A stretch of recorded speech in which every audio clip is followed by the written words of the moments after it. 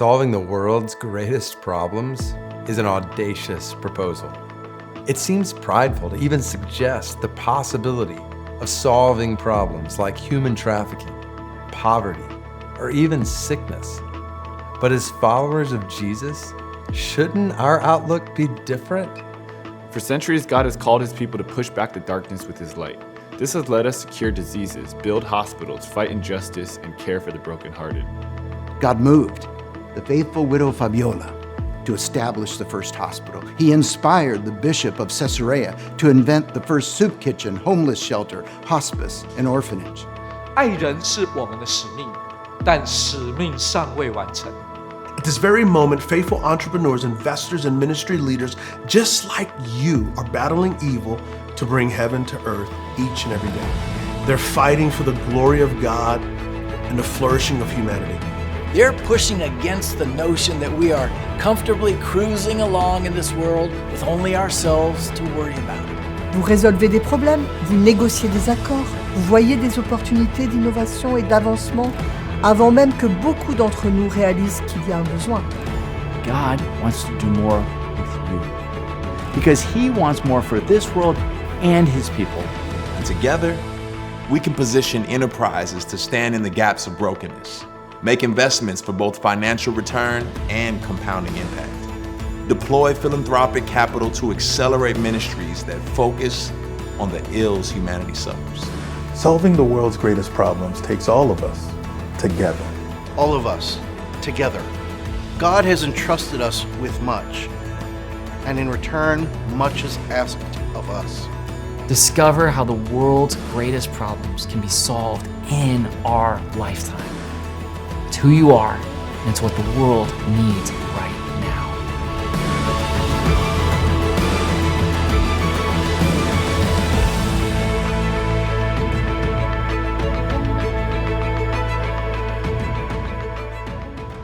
Last session, we learned from Greg Lernahan that there's not enough charitable capital to solve the world's greatest problems.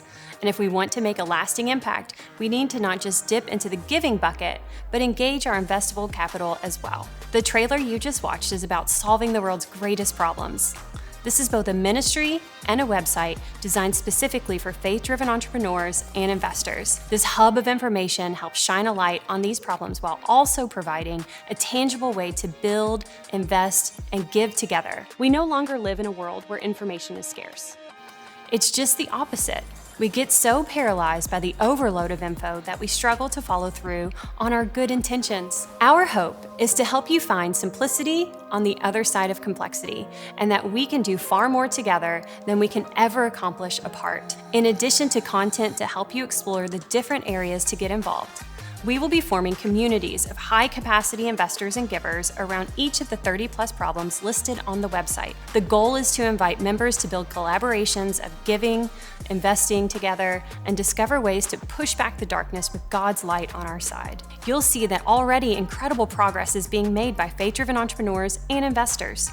Human trafficking is one of the darker problems we continue to face. The attack on victims is appalling, while the sheer magnitude is startling. And yet a group of investors are looking to build sustainable businesses while bringing light into the darkest corners of the world. Let's watch. Warning: this video contains discussion of human trafficking, sexual exploitation, and child abuse. While not graphic, this content may not be suitable for all audiences. Viewer discretion is advised. Most Americans are not aware that we are one of the largest markets for trafficking. A lot of media has shown it, the movies have shown it occurring in other parts of the world. We think of the movie Taken. I will find you and I will kill you. But we start to realize that this problem occurs in our backyards. Boys and girls that have been abused and raped. And their images and videos have been captured, but nobody has been able to identify them. They're unknown. Until someone knows them, how could somebody rescue them? The website Pornhub, featuring the sexual exploitation of children. Pornhub became my trafficker, a woman named Callie told me. Forced to appear on pornographic videos beginning when she was 9. You know, Pornhub is not a porn site, it's a crime scene. And this bill really has one goal: to build a rescue team. because there's so many frontline warriors and heroes, but there's just not enough. We're talking about the darkest evil of modern humanity. Every square inch of this planet is claimed by God and counterclaimed by Satan. As we wake up on a battlefield, then we act differently. Nobody writes stories about the people who preserve their safety on battlefields. We write stories about those who are willing to take risks. So there's a massive risk, and I think the biggest risk is that we would stand in front of Jesus and have not used all of our assets and have just had them all in the fight.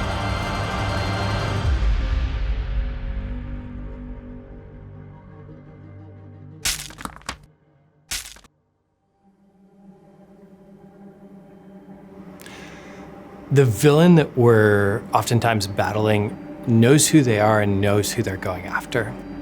Right now, around the world, nearly 50 million people are trapped in human trafficking, whether that's sex trafficking, labor, forced marriages, organ harvesting, or even ritualistic killing. You see, the world of human trafficking is over $150 billion annual business. Unlike other illicit activity like weapons and drugs, a human being can be sold up to 20 times per day. And so the organized crime networks are seeing that this is incredibly lucrative, but like we said earlier, it doesn't just occur overseas, it happens in Florida, it happens in Texas, it happens in our backyards, in our communities. Working at the FBI and being able to work and be in that space and see the magnitude. We don't have enough agents, we don't have enough police officers, we don't have enough to go in and police these dark regions of online worlds. And so we have a lot of unsupervised darkness that is happening. So when I look at it and I think through how children are getting taken aside, it is definitely the profitability of these industries. That just kind of feeling like it was wrong wasn't enough. We had to take meaningful action. And we really came to the conclusion that for-profit companies play a meaningful role in combating human trafficking. It's actually nothing to the negative of all that the nonprofit and government work is doing. But when you've got the scale of the problem, when you've got over $250 billion turning over in the trading of people, we came to the conclusion that we really needed scalable solutions. So we are fighting an economic problem. So how do we make money doing that? Well, there's a number of things. Everybody that participates in that chain of events has to have a way of taking a payment, of depositing those payments, of moving the girl back and forth to usually hotels or brothels. There's all kinds of everything from Airbnb to hotels, motels. There's a whole lot of businesses all involved and participating, in most cases completely unwittingly, in this entire process. And so economically, it's going after those businesses. I cheer when you see that somebody took out a brothel. The police got together, they figured out this is a brothel, and they busted it and they shut it down. On average, that would be one of 20 locations that the local crime ring was running, and they'll open another one down the street in a few weeks. So did you really solve the problem if this is a 20 location crime syndicate that you just took out one location for 3 weeks? No, you didn't. You have to look at the entire whole and shut the entirety of it down. But if you look at them as an enterprise, they have a revenue line on one side and an expense line on the other. If we're able to push up the expense line, push up the expense line, and then pull down the demand at all, I can tell you what happens when a business has more expenses than revenue. It shuts down. That's how you decimate trafficking in our lifetime, is you take entire pockets of it and you make it unprofitable. Many things boil down to the economics. We cannot fight trafficking if we're not producing income and returns. Otherwise, we run out of money. So as I was transitioning out of the nonprofit world, part of the frustration was that most of my time was spent out fundraising and not actually doing the operations. And so going to school for business, I just saw an incredible inefficiency in that. And so I'm inspired by great technologists like Jobs and Musk and others that have used their skills to push humanity or technology further. And I always say that, we would never create a reusable rocket with charity. We have to have the wheels of capitalism and the proper incentives to drive industry to solve real world problems. And as we as a team at Eagle started to look into this wider problem of trafficking, we were blown away by both the scale and the proximity of the problem. And so that really culminated into us doing a series of investments over the last 7 years, where we were able to invest in companies that are actually live and breathe and were formed to combat human trafficking. And over the last couple of years came to a conviction that there were both the market dynamics and just enough deal flow to build an entire fund around combating human trafficking, which was the fruition of us launching the Eagle Freedom Fund. But as far as I know, there's no other venture fund that focuses strictly on native impact of very specific problems where we know exactly now how that works. And we've had enough experience to say it works well. We're above average venture returns from our first fund, for example, of having started doing this several years ago. So it does work. So we want to go to where we know the market is, where there's a willingness to spend money in order to combat trafficking, either because of litigation pressure or fines or whatever the pressure is. That's what produces an economic opportunity to find a founder that has a solution that do exactly that, and basically then match that mission with what's going on in the battlefield. So in 2024, we're seeing all of the incentives align when it comes to legislation, regulation, litigation, goodwill, and reputation. And so now industry is really aligned with the counter-trafficking movement, but they're entering into the phase where they don't necessarily have the tools or technology to fight back. And that's where Darkwatch and other technologies are filling that gap to give industry the tools that they need to fight back against human trafficking. I think it was actually the entrepreneurs in some ways, the entrepreneurs have shown us what was possible as we've met entrepreneur after entrepreneur that have massively scalable solutions. Whether it was Darkwatch that had said, I can find every one of these brothels and we can show the world how to debank them and how to shut them down, or whether it was Evidensity that said, I can find all these labor trafficking victims and we can map them up to those supply chains and you see their vision, or whether it's GameSafe who came and sat with us and said, hey, we can actually protect every kid in America and we can do it for $10 a month. Do you think parents would pay $10 a month to protect their kids? And we said, yes, absolutely. These are massively scalable visions. You have that conversation 30, 40, 50 times and you start to go, wow, there is an entire role for for-profit to play where we can, because there's so many aspects to this problem that each entrepreneur has their calling for their aspect of it. And so the companies we invest in are doing something along that chain of events of keeping kids safe online, keeping them from entering into trafficking, all the way to the other end, which is rehabilitating people that have been rescued. And so there's business models at every step of the journey. And so there's all kinds of economic opportunities to fight economics with economics. Part of the inspiration, right, is using the same wheels of capitalism and industry to create a counter-trafficking industry. And that's what, Eagle Venture Fund is doing so well, is that they're creating an industry to fight human trafficking.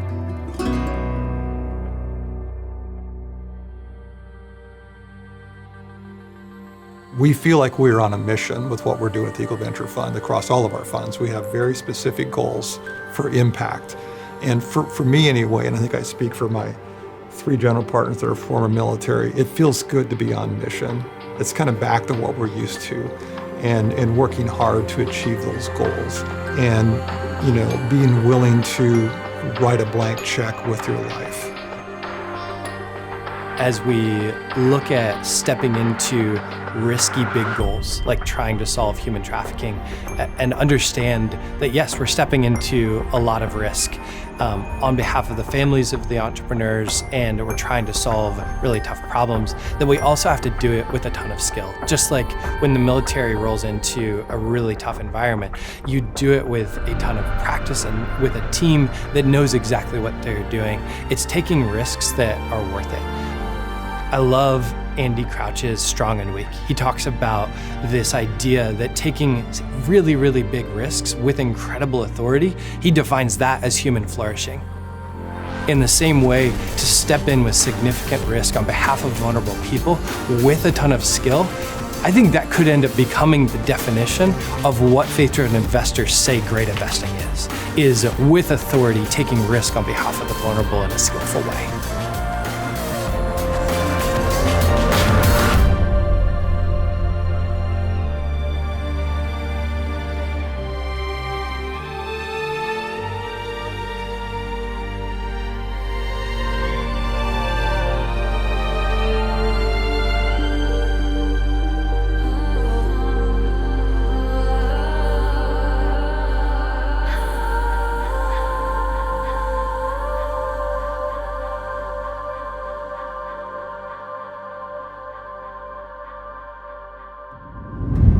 An inspiring and incredible story of entrepreneurs and investors coming together. For the past few decades, ministries have struggled to bring enough capital and sustainable solutions to the table to solve these big problems. This is one of those places where aid will never be enough on its own.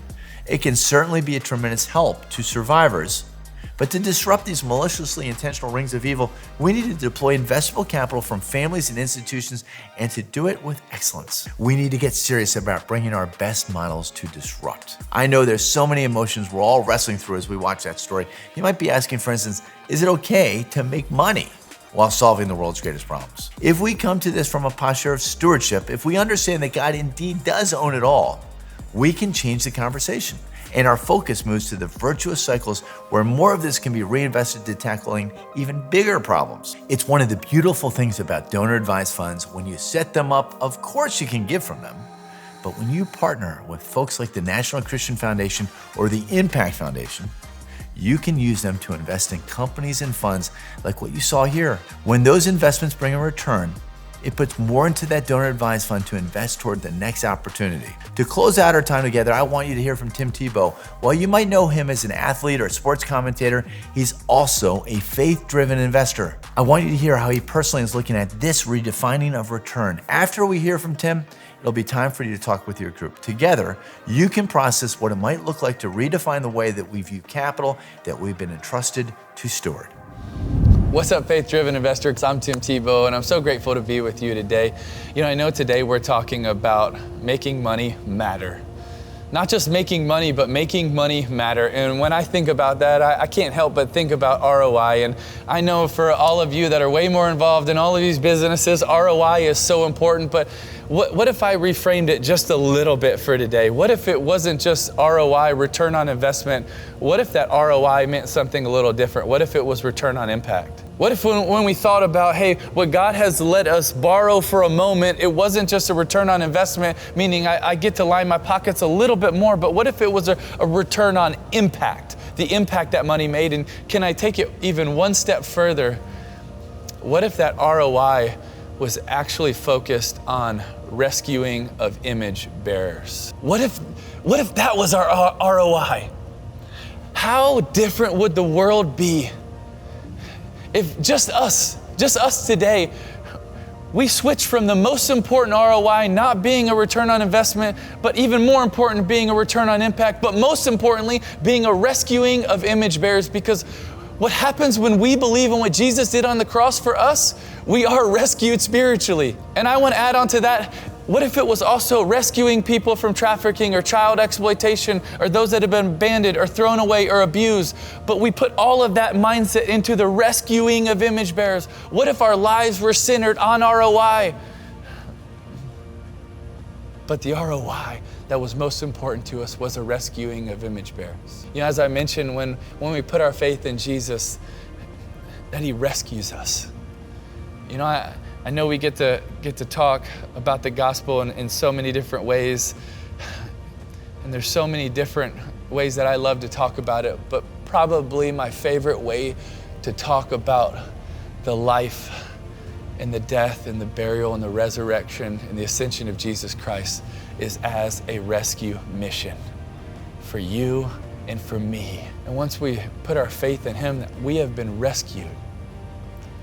But one of the things that I love to steal from my pastor, who's an awesome pastor, he always says, but did you know that once you've been rescued, you're now on the rescue team? What if we acted like we were on a rescue team? I don't just mean that with our nonprofit work. I don't just mean that around the world. I mean that in every sense of it. What if our finances, we thought about it as a rescue team? Oh my gosh, these finances right here, man, they could be used for rescuing of image bearers. Man, it could be a return on impact, not just a return on investment. What if our mindset shifted where that was oozing out of us, that we were on a rescue team? There's a few things that I believe are implied when you talk about a rescue team. Number one is urgency. When's the last time you heard of a rescue mission taking place in 5 years? You don't. Why? Because there's a sense of urgency. There's someone hurting, there's something that needs to be done. There's a plan that has to take place and we have to execute for the sake of that vulnerable person or the vulnerable people. We're on a rescue team, but what if there was an urgency with our finances? How could we urgently build that business? How could we urgently use these finances to move the needle for the sake of rescuing image bearers? Man, what if we did that? Well, you know, another thing that gets mentioned to me, Timmy, is, but you know, if I did that, there is a risk, right? There's a risk that you could lose it. But is it really a risk when we leverage everything for the sake of image bearers in eternity and trying to fill up heaven? Is that really a risk? When we give it back to God, when we say, God, this isn't even really mine, it's yours, is that really a risk? Or is it actually maybe more wisdom? I can't tell you how many times I've thought it was a risk because I thought it was mine. I'm risking what's mine because I had the wrong heart posture, mindset, and narrative. It's not actually mine. So we love talking about stewardship. But a stewardship in the New Testament, the Greek word is oikonomia, and it just means someone that's put in charge of taking care of something. A steward is a house manager, a manager that's put in charge of taking care of it. And for us, we've just been put in charge for a time of caring for what God has put in our hands. It's finances, but it's so much more than that. It's relationships, it's resources, it's our time, it's everything. We are called to be stewards of all of it. One of my friends who is an incredible hero, and I don't say that lightly, he's someone that has served our country in fighting for our country and fighting to keep people safe and fighting to keep us safe. And he's been wounded so many times on the battlefield. He has blown up, he has been hurt, he has been put back together, and serving many of the world's most vulnerables, he got wounded again. And he is fighting right now to keep his leg. And I was on the phone with him not long ago, and we were talking and FaceTiming, and I was just saying, hey brother, man, I'm so sorry that they might have to amputate your leg. I'm so sorry. And I just want to say thank you for what you've done. Thank you for who you are. Thank you for putting it on the line for so many people. Man, I just want you to know I'm so grateful. And man, if you do lose your leg, I am so sorry. And he just looks at me and he said, oh, thank you, man. But honestly, it's not even mine. And man, if I do lose it, wouldn't this be a good reason to lose it for the sake of the most vulnerable? And I was just thinking, man, when I hung up with him and I literally had to go walk onto a stage and give a speech and I couldn't talk. And I was thinking, that's what stewardship looks like. How many days in my life am I so far away from that? Do I think, oh no, this is mine. All of this it's mine. I've earned it. I've worked for it. And it's not. It's borrowed for a time. And if God wants to take it, it's His anyways. But what I have the mindset to say, it's not even mine. Here you go, God. Use it for whatever you want. Use it for whatever you see fit, however you see fit, because it's not mine, it is yours. Last year we had the opportunity, me and my wife, to go to the city of Corinth and visiting Greece, and it was such an amazing trip. And one of the interesting things when the Bible comes to life is how much more profound it is. And I've always loved, 1 Corinthians, and Paul's writing to the church of Corinth. But one of the interesting things is that when Paul is using all of this competitive language, they would have understood it. You see, the city of Corinth would have been similar to like the South. They like competition, all right? They like sports. And one of the reasons is because about 9 miles away from Corinth is the city of Isthmia. And they had the Isthmian Games, which at that time would have been rivals to the Olympics. And people that would have trained, the athletes that would have trained for the Olympics, it's been reported that some would have trained so hard they would have died. It's been reported that some would have competed so hard they would have died. And this was a really big deal. People are giving everything for the sake of trying to win. You know, we're told in 1 Corinthians 9:25 that everyone who competes in the games goes into strict training. They do it to receive a crown that won't last, but we do it to receive a crown that will last forever. You see, one of the reasons why I feel like that is so important for us to understand that in context and culture is because when they would train their whole life, they would compete and they would win. Do you know what they would win? They would win a wreath. Do you know what the wreath was made out of? Celery or pine leaves. It's like, congratulations, you put your life on the line, you trained so hard, and for winning, we're gonna throw a salad on your face. Like, do you think about how silly that is? Like, think about it. Yet how often do we do that? How often do I do that? I give my greatest effort, energy, and focus to something that is already going bad. Could you imagine that thought? If you're one of these athletes and you compete so hard and they give you something that is already going bad, but how much of that is our lives? How much of that is my lives? My greatest effort, energy, focus, and determination has been for something that's already going bad. But what if we said, we're gonna change our mindset, our heart posture, and our vision around stewardship, and it's not just gonna be a return on investment or return on impact, but a rescuing of image bearers. Why? Because that doesn't go bad. That lasts forever in eternity. And if our mindset was on things that are gonna last, a crown that's gonna last forever, it would be on rescuing image bearers in every sense of the word. But would we do that in every way, shape, and form? I believe we can, and if we will, the impact won't just be here, it will be for eternity. And isn't that something that is worth investing in? I believe so. I believe we can make an impact right here, but more importantly, for eternity.